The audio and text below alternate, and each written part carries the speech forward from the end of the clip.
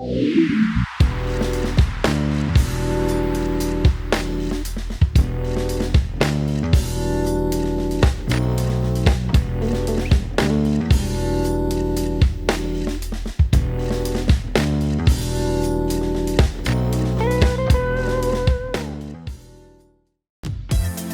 millón de abejas pesa lo que una persona de 80 kilos.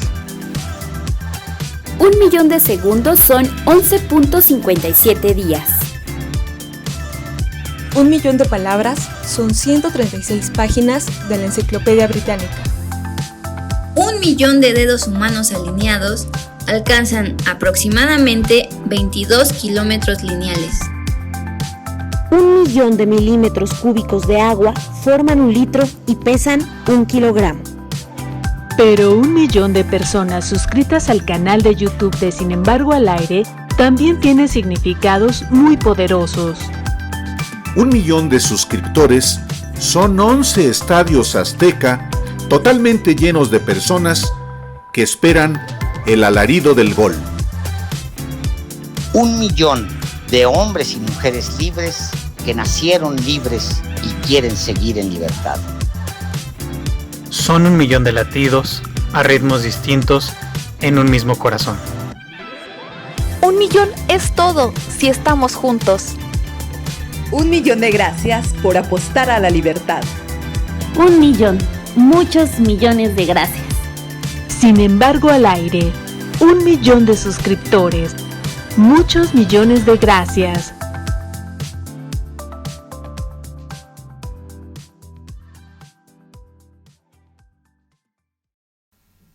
¿Qué tal? Muy buenos días, amigos y amigas de Sin embargo. Bienvenidos a este café y noticias de este viernes 16 de septiembre. Pues son días importantes en todo nuestro país porque estamos en un aniversario más de la independencia de México y aunque estamos muchos descansando, preparando el recalentado, pues estos días de asueto pues también sirven para reflexionar sobre algunos temas. Aquí el equipo de Café y Noticias le hemos preparado un programa especial para hablar de las mujeres en la historia de México. Esto surge porque, bueno, en los últimos años diversas historiadoras se han dado a la tarea de, pues, señalar cómo es que han sido tratadas las mujeres en la historia de México y sobre todo en los episodios importantes de la construcción de este país. Por ejemplo, por citar solo uno, hasta hace algunos años, la única mujer que se leía en el grito de independencia era la corregidora Josefa Ortiz de Domínguez. Eso ha venido cambiando y sí, por la labor de las historiadoras y también pues porque se está reconociendo cada vez más la importancia de las mujeres y de manera casi obligada porque desde siempre hemos sido la mitad de la población de este país. Entonces, ese debate también se traslada a la historia de este país porque, bueno, las mujeres para aparecer en la historia o han tenido que tener un velo de maternidad, de madre amorosa o un velo de mujeres sexualizadas que a final de cuentas es el tratamiento que le han dado los historiadores a las mujeres. Entonces aquí aparecen las historiadoras a decir: eso no es así. Hay muchas mujeres que han participado, que han sido claves en los procesos importantes de México y que no solamente han sido madres, no solamente han sido guapas, porque hasta así se han calificado a muchas de las heroínas de México, sino que han sido por sí mismas grandes mujeres y que han servido a este país. Como le decía, aquí entrevistamos a 2 historiadoras que han hecho labores importantísimas, porque el recuperar y reescribir la historia de las mujeres también atraviesa por un trabajo complicado en los archivos, porque pues sí, los testimonios de las mujeres tampoco han sido bien cuidados. Entonces, como les decía, pues ahí hay un doble esfuerzo, pero las hemos invitado aquí a Café y Noticias. A continuación, vamos a escuchar este diálogo que sostuvimos con Isabel Revueltas. Ella es maestra, investigadora e historiadora del arte que está especializada en la historia de México. Ella en 2021 publicó un libro titulado Las hijas de la historia, en la que retoma a 10 mujeres y reescribe sus perfiles. Así que pues la invitamos de nueva cuenta a este espacio para hablar sobre los avances y sobre el tratamiento que se le ha dado a cientos de mujeres en esta historia de México. Vamos a escucharla. Bueno, amigos de Café y Noticias, hoy tenemos una invitada de lujo. Está con nosotros Isabel Revuelta. Ella es maestra, investigadora e historiadora del arte, especializada en Historia de México. Y bueno, con ella platicamos hace un año que publicó su libro, Las hijas de la historia, donde recupera pues toda la labor y la historia pues que ha quedado en el olvido pues de las mujeres que han aportado mucho, mucho, mucho a la construcción de este país. Y ya que estamos en 16 de septiembre, pues vale mucho la pena, aunque todos los días tendríamos que hacerlo, pues retomar el tema. Así que Isabel, pues muchísimas gracias por aceptar de nueva cuenta esta invitación a Café y Noticias. Yo encantada de estar con ustedes. Gracias, gracias a ti. Pues bueno, Isabel, la primera pregunta para entrar en el tema que me gustaría hacerte es, ¿por qué consideras que es importante meter la perspectiva de las mujeres cuando hablamos de historia? Pues porque no estaría completa la historia, porque es la otra mitad, la mitad de la población del mundo, la mitad de la población de nuestro país, somos las mujeres. Y siempre hemos estado presentes en los procesos históricos, en los procesos políticos, y era muy importante hablarlo y visibilizarlo. Ahorita, la verdad, hay una gran ola, ¿no?, de recuperar la actividad de las mujeres en muchas publicaciones, lo cual yo aplaudo profundamente, y era muy importante también en el ámbito de nuestra historia. Hombres y mujeres hemos tejido esto que es nuestro. Ahorita que mencionas cómo pues hay toda una ola de un esfuerzo de muchas mujeres por recuperar esta historia no contada, en tu labor de historiadora, ¿qué tan difícil ha sido encontrar todo el material para poder escribir la historia de mujeres que fueron importantes? Porque eso es lo que luego más salta, que son mujeres que fueron importantes, pero de las que se conoce poco. Entonces, tú como historiadora, ¿qué tan difícil o qué tan fácil a qué te has enfrentado al momento de empezar a escribir de las mujeres en la historia?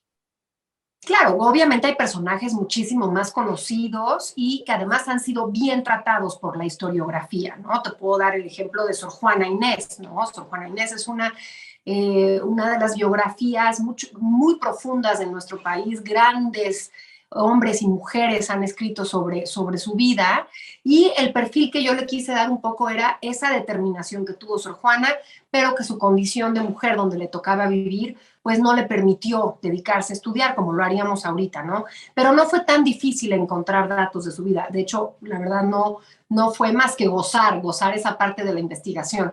Pero por otro lado tienes, por ejemplo, no sé, la Güera Rodríguez, ¿no? Que lo que está escrito está mal escrito, está mal descrita en la historia, porque tienes una leyenda almibarada de una mujer que solamente tiene valor porque fue muy guapa o porque fue muy casquivana y porque andaba de cama en cama, cuando lo que tú tienes es una mujer que vivió cosas muy importantes en un periodo muy importante que fue el tema de la independencia desde el punto de vista autónomo de los criollos, pero también de parte de un grupo social muy importante que fue quien movió que los mexicanos finalmente nos independizáramos, ¿no? Aunque al principio era un movimiento de autonomía.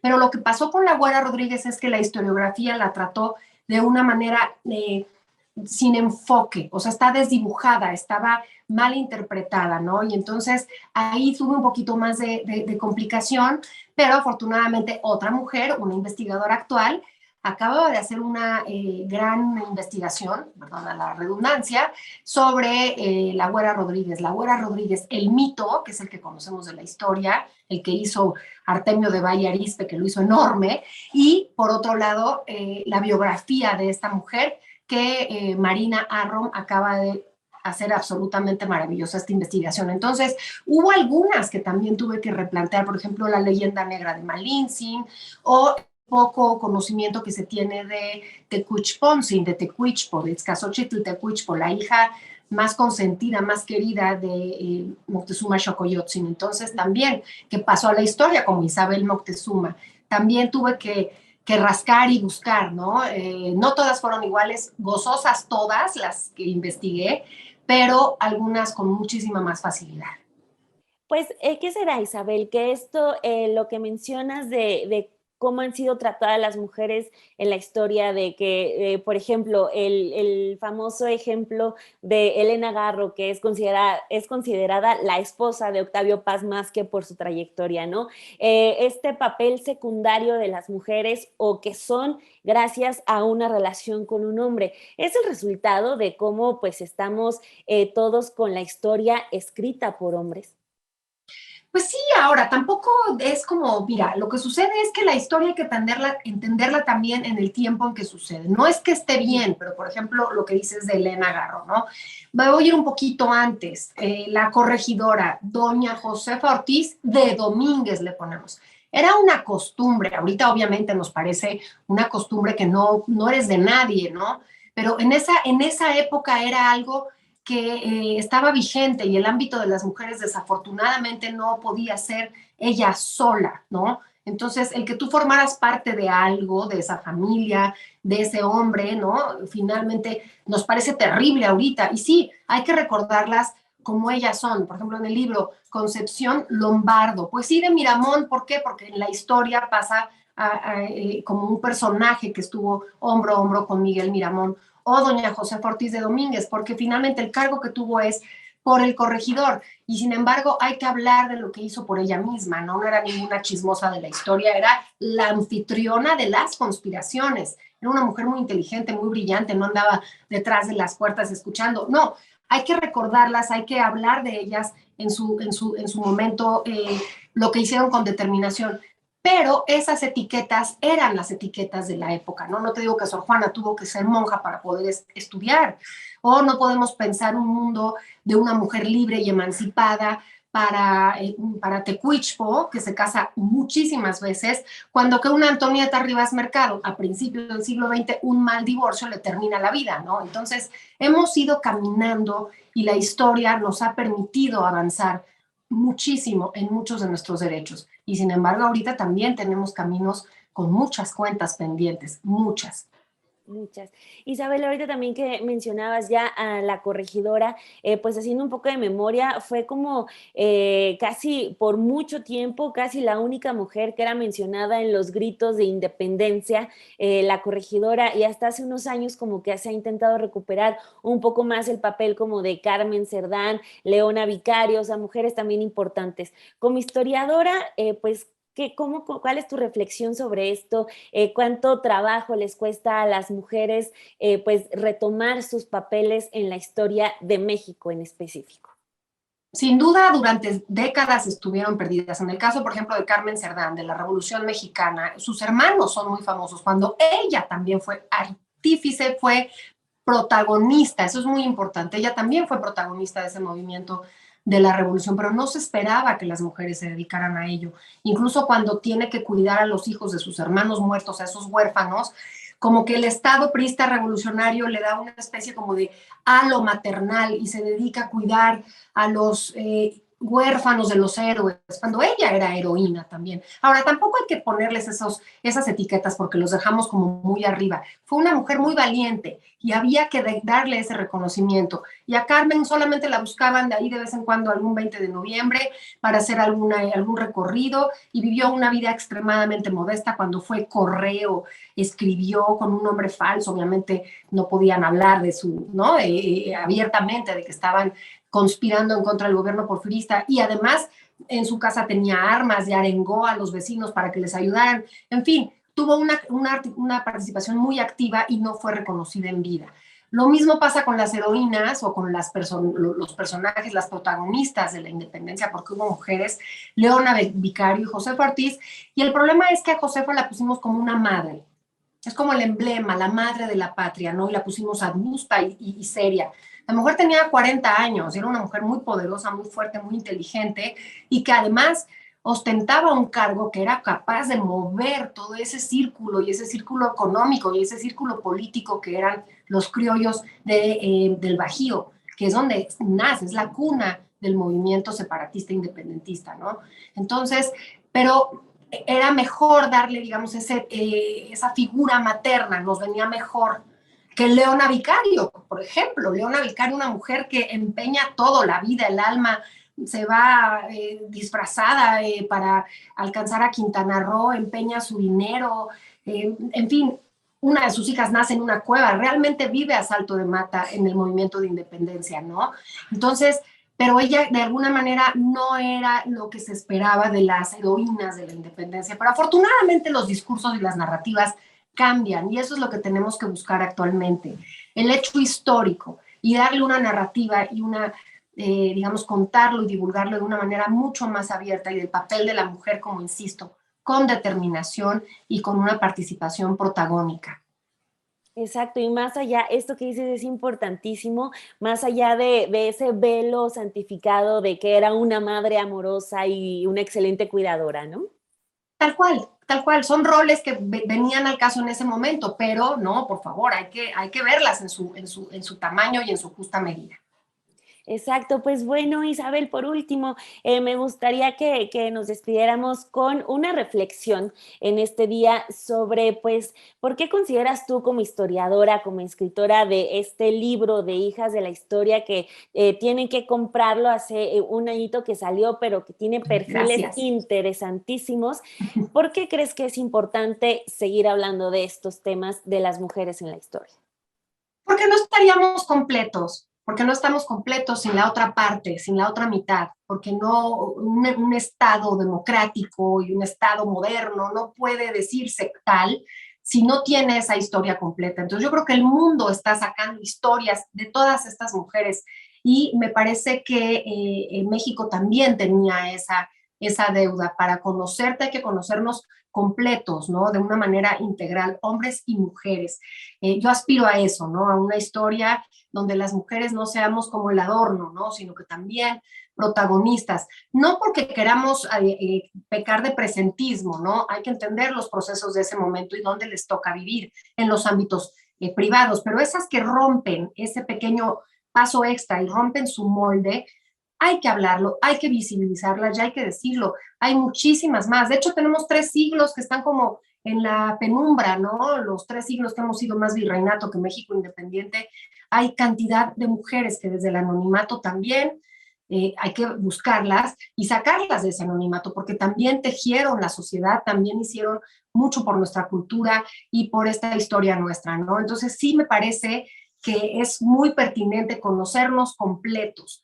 Una historia, ahorita me viene a cuento que en 1950 se acababa de formar la UNESCO después de la Segunda Guerra Mundial. La UNESCO se funda 47, 48, más o menos por ahí, y no era posible que México no tuviera voto. ¿Cómo es posible que la mitad de tu población no vota? ¿Te fijas que cómo es esa otra mitad, no? Nos parece absurdo pensarlo. Y hoy por hoy también tenemos justo caminos que hay que enmendar para la otra mitad de los que somos las mujeres. Perfecto, Isabel, pues te agradezco mucho todas tus reflexiones. Muchas gracias. Al contrario, gracias a ustedes. Sigamos hablando de historia de mujeres y sí, Hijas de la Historia de Editorial Planeta. Te agradezco muchísimo.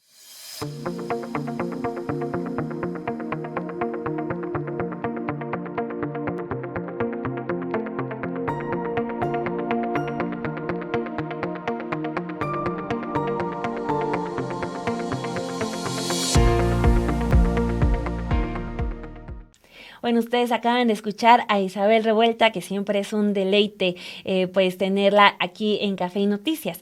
Y como seguramente ya lo notaron, ella recupera a varias mujeres y dice, híjole, la historia y los historiadores no han sido los mejores con ellas. Y menciona el caso de la Güera Rodríguez. Y pues ella es el objeto de estudio de nuestra siguiente invitada. Hemos hablado con Silvia Mariana Arrom. Ella es historiadora y profesora de estudios latinoamericanos en la Universidad de Brandeis en Estados Unidos. Ella se ha dedicado a estudiar los temas de la historia social, sobre todo de la mujer y la familia y los pobres, de la política popular y de la asistencia social. Le dedica un libro completo a María Ignacia Rodríguez, conocida como la Güera Rodríguez.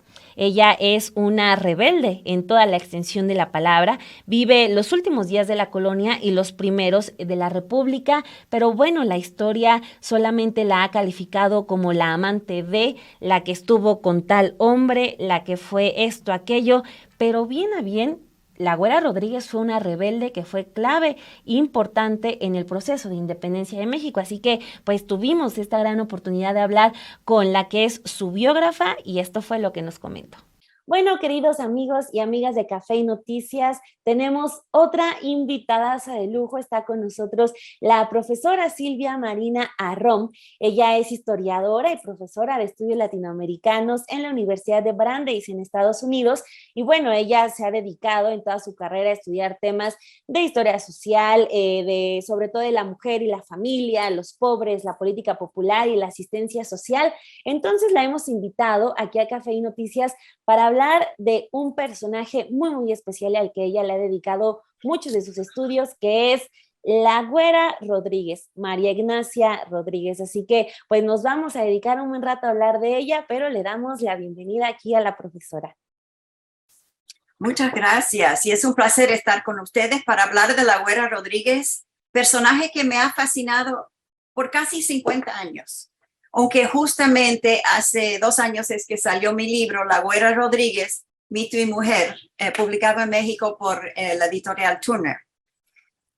Exacto, 50 años, pues ya nos podemos imaginar la cantidad de trabajo que hay en todo ese tiempo, profesora. Pues entonces, para entrarle al tema, la primera pregunta que me gustaría hacerle es, ¿cuál es su reflexión sobre la manera en que usted encuentra que las mujeres están, escritas en la historia? En particular con este personaje de la Güera Rodríguez, pues lo que tenemos es a una gran rebelde, pero a lo que los historiadores nos intentaron vender por mucho tiempo, pues era una mujer hipersexualizada, incluso hasta la catalogaban como prostituta, la amante de tal hombre, la amante de aquel otro. Cuéntenos un poco de su reflexión sobre lo que usted encuentra en los textos de historia y las mujeres aquí en México, pues en específico con la Güera Rodríguez. Bueno, la mayoría de las representaciones que se han hecho de la güera y de muchas mujeres en la historia es que o son arquetipos. En su caso, o es una heroína intrépida o una prostituta casi, una rebelde libertina que tuvo muchos amantes. Y las mujeres siempre son o la santa y la madonna o la puta, o la bruja, o sea, una u otra, pero no nos representan a las mujeres de carne y hueso con toda la complejidad de lo que era una vida real.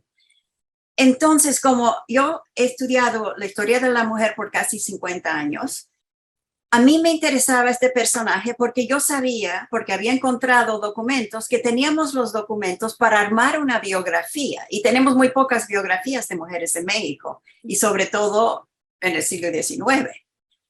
Entonces, a mí lo que me interesaba era ver lo que era su vida real, no su vida distorsionada de la manera en que se ha presentado. Pero al meterme al tema, me di cuenta que no se puede separar su vida de los mitos, porque los mitos que se han creado, las leyendas que se han inventado sobre esta persona son maravillosas. Entonces, la mitad de mi libro es la biografía y la otra mitad de mi libro es ver cómo se fueron armando esos cuentos falsos, cómo se fueron metiendo esos datos falsos que después la gente creía y ha repetido y la distorsionan todavía más. Entonces, ella sí ha sido representada de una manera muy sexista, a veces por hombres, y aún después del movimiento feminista, las historiadores han querido buscar una mujer totalmente liberada, que ella no fue, pero así se ha presentado. Una mujer muy fuerte que no aguantaba nada, tampoco fue así. Su primer marido le pegaba, era una mujer abusada. Ella no lo dejó. Él le pidió un divorcio por fin. Pero después se reunieron, nunca se lo dieron, pero hoy en día decimos que ella lo dejó y que fue la primera divorciada de México. Nada de eso es verdad. Entonces, aún las feministas que van buscando mujeres fuertes han distorsionado lo que ella es de veras. Es muy curiosa esta parte porque pues nos muestra que hay mucho camino por recorrer, porque se piensa que ya con el simple hecho de tener a mujeres haciendo este tipo de nuevas narrativas, pues incluso nosotras tenemos que quizá quitarnos esa visión romántica, profesora, de las mujeres en la historia. A veces es una visión romántica, a veces es la visión de que eran víctimas, la mujer siempre oprimida hasta ahora, que tampoco es lo que era de verdad su vida. Ella sufrió muchas cosas, pero se resistió, supo manejarse, supo defender sus intereses. Una mujer muy de su época, no fue ni víctima, ni rebelde, transgresiva, como se ha dicho. Y la otra narrativa que nos gusta mucho a hombres y mujeres es la narrativa nacionalista, que todos los buenos de la historia tienen que haber querido la independencia desde 1810, consistentemente hasta 1821. Pues así no fue la historia de la independencia, ¿eh? Y no fue la historia de la Güera Rodríguez tampoco, que no hay ninguna evidencia que ella haya querido la independencia en 1810 o 12 o 14, ni que haya sido la gran heroína. Pero ahora se dice que es la madre de la patria, han dicho algunos, que sin ella no se hubiera hecho la independencia. Mentira. Entonces, profesor, ¿usted cómo definiría a la Güera Rodríguez? Usted que lleva años, 50 años trabajando sobre ella, investigándola a ella. ¿Cómo la podría definir?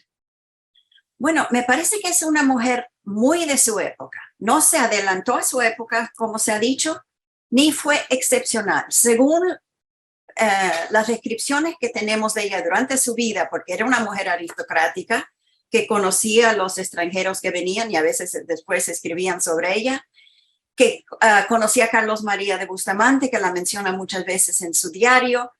Y según estas personas que la conocían, ella sí era excepcionalmente bonita, excepcionalmente simpática, excepcionalmente inteligente. En eso sí era excepcional. El alma de las fiestas, conocida por sus dichos muy ingeniosos y chistosos, eso sí. Pero en el resto de lo que ella hacía, era una mujer muy, muy de su época, de su clase social alta en la Ciudad de México. Muy bien educada, escribía muy bien. Tenemos algunas cartas escritas de su puño y letra, que se casó joven a los 15 años con un señor 12 años mayor que se murió después, que era muy abusivo, muy celoso, pero por fin se libró, no porque lo dejó, sino porque él se murió. Después esperó 2 años de viuda, se casó de nuevo. El segundo marido se murió a los 6 meses, después esperó 17 años antes de casarse. A los 46 años, con un hombre mucho menor que ella, eso sí, muy raro en la época. Y con él vivió 25 años hasta que ella murió en 1850. Entonces se ve una mujer que tuvo 7 hijos, 3 de ellos murieron muy jóvenes, 2 en la infancia, 1 a los 15 años. Tuvo que enterrar a 2 maridos, tuvo que defenderse en unos pleitos judiciales. Uno fue el divorcio eclesiástico que le pidió el marido porque no existía, era separación, no existió el divorcio en esa época, absoluto. Que él no pudo probar nada, la acusó de adúltera, no pudo probar nada y se reunieron y tuvieron otro hijo. Así que mentira de que ella fuera tan liberada.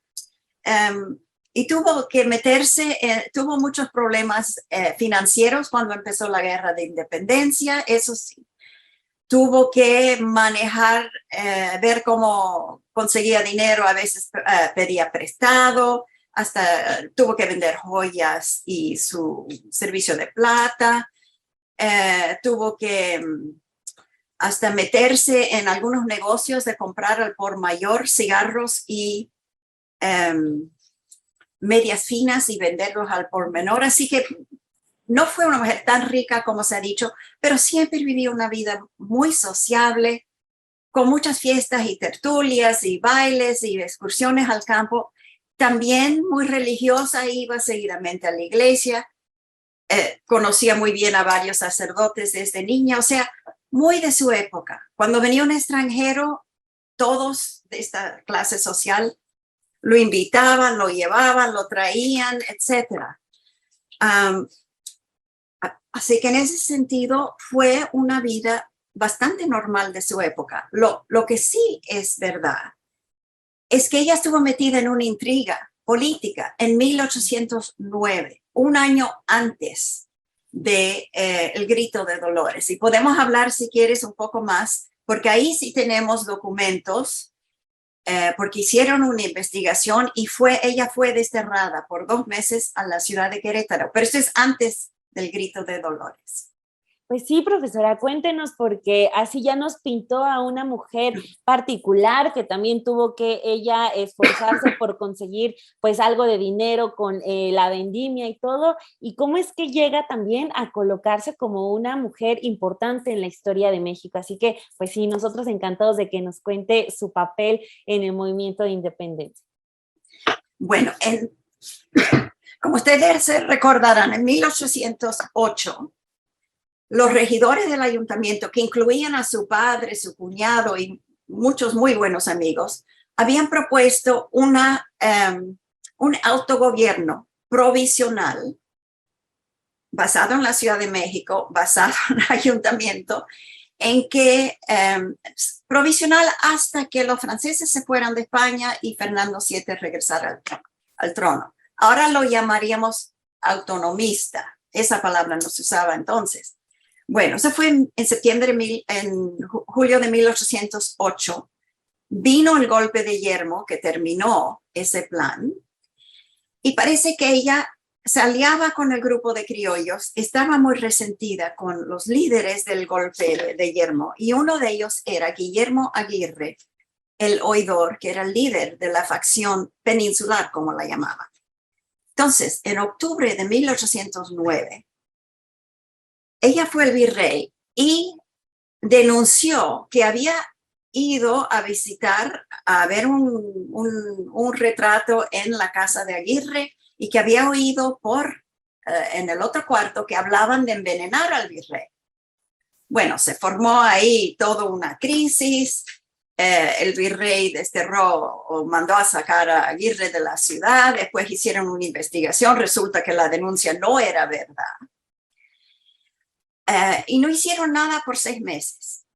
Pero después había tantos rumores en esa época que iban a venir los franceses, que se iba a caer el gobierno. Había tanto descontento con el virrey que él decidió desterrarla de la ciudad. Y lo que dice es para que ella no siga, no dijo ella, que los poderosos no siguieran diseminando rumores que alborotaban al pueblo y causaban problemas en la ciudad. Esa fue la razón por la cual fue desterrada. Y la investigación que se hizo dijo nada más. Esto no tenía nada que ver con política, que era por resentimientos personales, odios y resentimientos personales que ella le tenía a Aguirre. Eso es lo único que sabemos de su política. Ella fue a Querétaro 2 meses, después regresó a la Ciudad de México y nunca más hizo nada que pudiera resultar en un castigo. Entonces, en 1810, ella era una viuda con 5 hijos y no quería hacer nada que pudiera perjudicar a su familia. Así que fue muy discreta después de eso. Y después de eso, no sabemos qué es lo que ella quería de veras. Se ha dicho, y para armar el cuento de que ella fue la gran heroína, el novelista Artemio de Vallariza en 1949 cambió la fecha de esa intriga. Ya no es un año antes del Grito de Dolores, ya es después del Grito de Dolores en su libro. Y ya no es por odios y resentimientos personales, sino es por que ella apoyaba a Hidalgo. Entonces él lo cambia, la fecha cambia el sentido y de ahí va armando que ella por todas partes declaraba su odio al rey español, que declaraba su apoyo a los insurgentes. Mentira, ella no hizo nada de eso. Y él no tiene documentos, ningunos, para eso. Yo sí tengo algunas cartas que encontré en que ella, llama a los insurgentes que han tomado sus haciendas, que era su principal fuente de ingresos. Ese fue un problema para ella financiero. Ella los llama los enemigos y en esa carta a un comerciante a quien ella le debe dinero, dice, no puedo pagar porque han tomado mis haciendas los enemigos y por más que le he pedido al virrey, él no ha querido mandar tropa para desalojarlos. Esas no son las palabras. Eso es diciembre de 1811. No son las palabras de una heroína de independencia. Y después también tenemos otra carta de, no sabemos, no tiene fecha, pero digamos finales del 12 o 13, en que ella dice que no ha podido pagarle a esos insurgentes que han tomado sus haciendas el dinero que le han exigido. Y usa esa palabra, exigido, y también dice requerido, para que no le toquen sus haciendas, no le hagan daño a sus haciendas. O sea, ella parece que sí les dio dinero, porque se lo exigían, les dio 500 pesos, que no era tanto, pero fue porque se lo exigían para proteger sus haciendas. Entonces no queda claro si ella de veras apoyaba por convicción a la independencia o nada más quería proteger sus propiedades, como hacía mucha gente. Así que no sabemos a ciencias ciertas cuándo es que ella apoyó la independencia. Yo me imagino que en 1821 ya todo el mundo de su clase lo apoyaba. Ella era muy buena amiga de su familia desde mucho tiempo, muy buena amiga de Iturbide. Y todos sus parientes, sus hijas, sus yernos, fueron parte de la corte de Iturbide cuando él se hizo emperador. Así que estaba muy allegada al gobierno de Iturbide, pero no sabemos si le gustaba la monarquía, si prefería la república, no sabemos nada de eso. Porque según lo que esa historia, ese mito elaborado, pintan a la Güera Rodríguez como amante de Agustín de Iturbide, e incluso que hasta le dicta el plan de Iguala, ¿no? O sea, hasta ese grado llega el mito construido alrededor. Sí, y eso se basa en una obra de propaganda de Vicente Rocafuerte, que era un enemigo acérrimo de Iturbide, y lo publicó en 1822, en que él no menciona a la Güera por nombre, dice una rubia muy bonita, etc. Pero una mujer que, según él, le dio la idea a Iturbide. Y lo que él está haciendo es diciendo que Iturbide era tan estúpido que él no podía tener una idea propia, sino que se apoyaba de una mujer. Ese era el insulto más grande que le podía, uno de los insultos más grandes, porque cada página de ese libro está lleno de insultos de Iturbide y de falsedades. Alamán leyó ese libro y dijo, eso está lleno de mentiras. Entonces ahí empezó. La mayoría de los historiadores no creen que ella le haya dado la idea de el plan de Iturbide. Claro que no se puede saber si en una comida y en un baile, en una tertulia, ella dijo algo que lo hubiera influenciado. Eso no lo podemos saber, nunca lo vamos a saber, porque las mujeres y los hombres sí hablaban de política. Y había complots que sí empezaron en las tertulias de las mujeres. O sea, las mujeres sí les interesaba la política, y sabemos por lo que pasó en 1809, la intriga en que estaba metida la Güera, que a ella también le interesaba la política. Pero no he podido encontrar nada que nos haga creer que ella fue la mente maestra del plan de Iguala, ni que fuera amante de Iturbide, ni que fuera amante de Bolívar, que también se ha dicho. Bolívar tenía 16 años, estuvo una semana en la Ciudad de México. No sabemos ni si se conocieron. Todos estos son mitos que inventó el novelista Artemio de Vallarispe en 1949, que ella tuvo relaciones con Bolívar, que ella tuvo relaciones con Alejandro van Humboldt. Ella sí lo conoció. Ahora pensamos que él era gay, así que no es ni plausible, pero no hay nada, absolutamente nada, que pueda documentar ninguna relación especial con ninguno de los tres hombres. O sea, más bien lo que documenta es este uso de las mujeres para crear un cierto tipo de adornos alrededor de la historia, ciertos toques incluso hasta picarescos. O sea, eso es lo que demuestra, ¿no, maestra? Sí, me encanta que hayas usado la palabra picaresca, porque el libro que nos dio esta imagen tan distorsionado de la Güera como mujer que tuvo estos tres amantes y otros, según Vallarispe, y que fue heroína de la independencia, él está escribiendo una novela picaresca y lo dice al principio muy claramente. El problema es que la gente no le ha hecho caso y han creído que porque él mete por aquí por allá un dato verídico, que todo es verdad. Yo la primera vez que lo leí no sabía que tanto era inventado, que conste. Me tomó mucho tiempo darme cuenta que él lo había inventado. Entonces, lo que él está haciendo es, por una parte, está reescribiendo la obra de don Juan Tenorio, pero ella es la doña Juana Tenorio, y él lo dice en la novela, que tuvo sus aventuras amorosas y políticas en su juventud, pero que al final, según Vallarispe, su tercer marido la domó. Y ella, según él, dedicó el resto de su vida a la iglesia y a su casa, a la domesticidad, que tampoco es verdad porque sabemos que ella seguía yendo a sus fiestas y de todo, y siempre había ido a la iglesia. Entonces, él ha creado ese cuento picaresco y además la ha usado, como tú dices, para centrar una historia divertidísima de cómo se hizo la independencia en México. Ya no es un libro de historia aburrido como tanto, sino que tenemos esta maravillosa figura femenina, libertina, simpática, sensual, que todos los hombres se enamoran de ella. Y él la usa para poder meter a Bolívar, para poder meter a Alejandro Van Humboldt, para poder meter a Iturbide, mete a Hidalgo, mete a todo lo que pasó en la independencia, usándola como el centro de su novela. Y entonces pudo armar un relato muy divertido de la independencia. Y con eso vendió muchas copias, que conste. Muchas copias, porque el libro fue un bestseller. A mí me han dicho que en las buenas escuelas, hasta hace 20 años, todavía estaban dando a leer este libro para que los estudiantes entendieran algo de la independencia. Pero mucho de lo que está ahí no es verdad.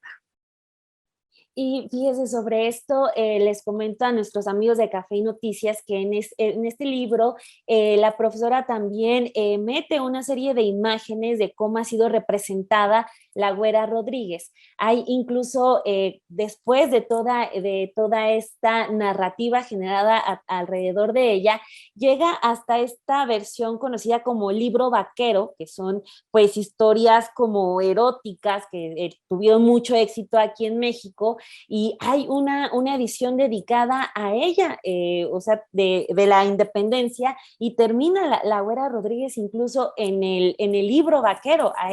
Hasta eso se llegó, o en películas en donde se pone a la Güera Rodríguez, toda una época se asomó a su escote, por ejemplo.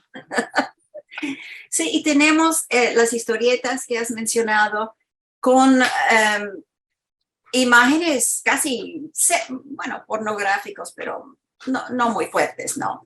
Pornografía leve. Tenemos una ópera sobre ella, tenemos muchas novelas, tenemos muchos blogs, y obviamente tenemos crónicas históricas, pero son crónicas y cada vez más se van metiendo estos datos falsos, que se llegan a creer, sobre todo mientras más escandalosos y divertidos, más la gente los quiere creer, porque ¿quién no quiere creer que la independencia fuera hecha por una pareja enamorada, Iturbide y la Güera? ¿Quién no quiere creer que hubiera una mujer así, tan divertida, tan liberada en esa época? Así que esos cuentos se van repitiendo y expandiendo y volviendo más y más locos. Ahora, en 1949, cuando Vallarispe escribió su libro, para él la mujer transgresiva tiene que ser domada por su marido. Y ella sí tuvo 3 maridos, eso sí es verdad. Después, la parte de su vida final dedicada a la iglesia, dedicada a la familia, esa parte ya no aparece en las representaciones de finales del 20 y principios de nuestro siglo, porque lo que le interesa a los narradores nuevos es que sea una mujer independiente, glamurosa, sexy, ¿no? Y entonces esa es la mujer que ellos ponen. Y aun cuando es una mujer fuerte, patriota, siempre su influencia es por los amores y por su belleza tan maravillosa. La influencia de una mujer no puede ser otra cosa en las representaciones sexistas que se hacen del pasado. Profesora, me gustaría ir cerrando esta entrevista con un tema que mencionaba usted hace unos minutos porque lo considero también importante y parte que se ha dejado también en el olvido, pues intencional o no intencional.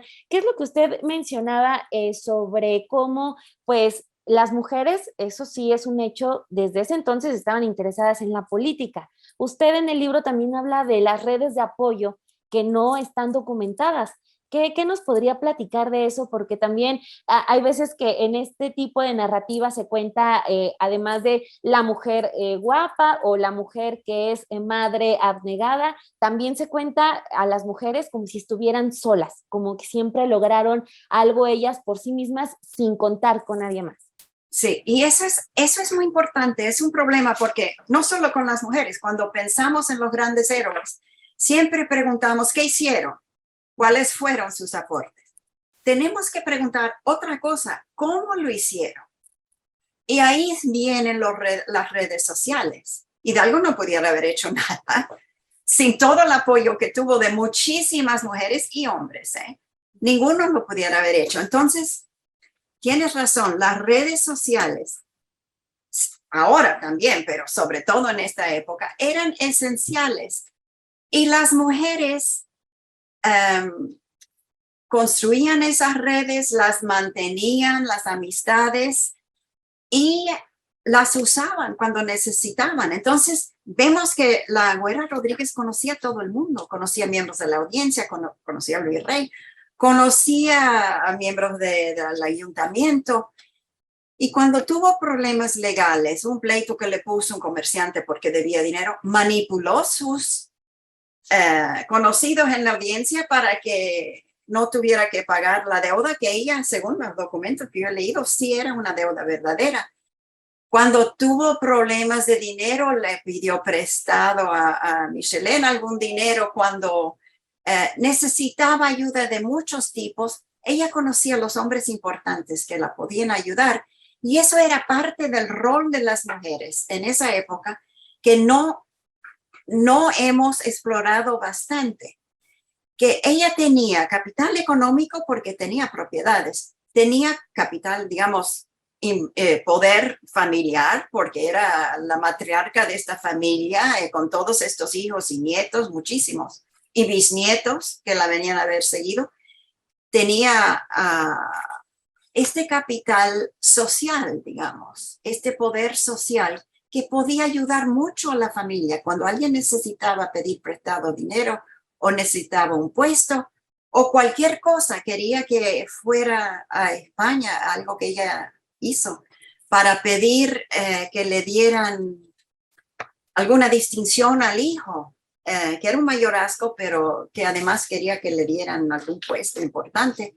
Ella tenía amigos que podía manipular y seguramente tenía muchísimas amigas también, porque ella era muy sociable. Eso se ve en el decreto en que el virrey dice que tiene que salir de la Ciudad de México, eso fue ya en marzo de 1810, para que no hablara tanto, para que no diseminara rumores. O sea que ella está hablando con muchas personas, parece que de más de una clase social, y le están haciendo caso. Así que ella era una mujer que podríamos llamar la mujer centralizadora, como dice Larissa Lomnitz, una mujer que a quien le hacían caso y que reunía información. Ella era el centro de una noda de información, de redes sociales muy importantes para la sobrevivencia de su familia y de ella misma.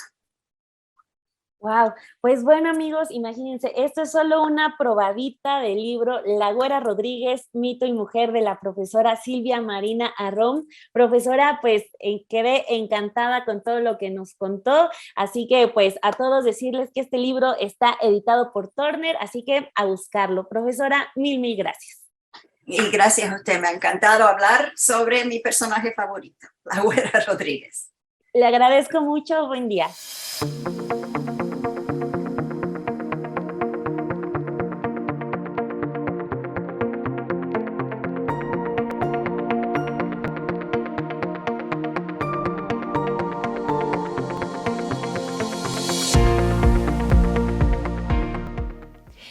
Bueno, pues ahí tienen estas dos entrevistas con Isabel Revuelta y Silvia Mariana Arrom.